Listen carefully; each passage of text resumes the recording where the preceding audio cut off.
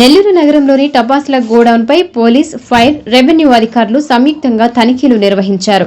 ఇటీవల వెలుగు చూసిన సామర్లకోట ఘటన నేపథ్యంలో నెల్లూరు నగరంలోని పొర్లుకట్ట ప్రాంతంలో ఆర్డీఓ అనుష అకస్మాత్తుగా తనిఖీలు నిర్వహించారు.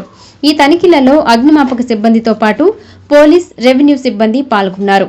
ఈ సందర్భంగా ఆర్డీఓ అనుష మాట్లాడుతూ నిబంధనలకు విరుద్ధంగా ఉన్నటువంటి వాటిపై చర్యలు తీసుకుంటామని, అదేవిధంగా స్పెషల్ టీంతో నిఘా ఏర్పాటు చేశామన్నారు.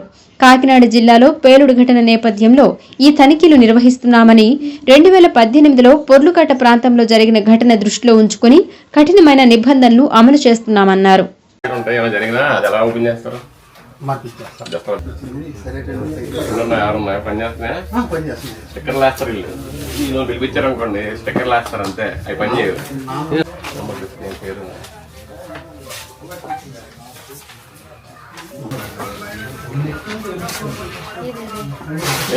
పోలీస్ అండ్ లేబర్ డిపార్ట్మెంట్ అందరూ కూడా వచ్చి ఇక్కడ ఇన్స్పెక్షన్ చేస్తున్నాం, జాయింట్ ఇన్స్పెక్షన్. ఎందుకంటే ఇటీవల మనం చూసాం కాకినాడలో జరిగిన సంఘటన వల్ల ఆ పేలుడు పదార్థాలు ఏదైతే క్రాకర్ యూనిట్స్ లో చేస్తున్నారో దానివల్ల చాలా నష్టం జరిగింది, ప్రాణ నష్టం, ఆస్తి నష్టం. కానీ అందులో పనిచేసే వాళ్ళ యొక్క శవాలు ఎట్లా ఆ పొలాల్లో తేలేయడం అనేది చాలా చాలా బాధాకరమే.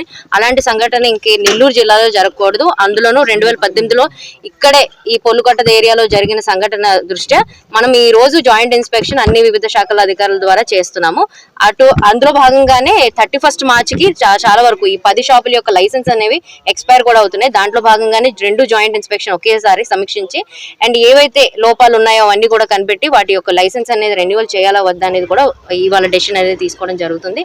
అందులో భాగంగానే ఇప్పుడు షాప్స్ ఏదైతే మనం చూసాం మ్యానుఫ్యాక్చరింగ్ ఆల్రెడీ ఫైర్ డిపార్ట్మెంట్ ఆ ఇన్సిడెంట్ జరిగిన తర్వాత ఫైర్ డిపార్ట్మెంట్ ప్రస్తుతానికి అయితే మ్యానుఫ్యాక్చరింగ్ యూనిట్స్ ఏవి కూడా పనిచేయట్లేదు అండ్ వాటి యొక్క తాళాలు అన్ని కూడా ఎంఆర్ఓ గారి ఆధ్వర్యంలో ఇవ్వాలని చెప్పి సూచించడం అయితే జరిగింది.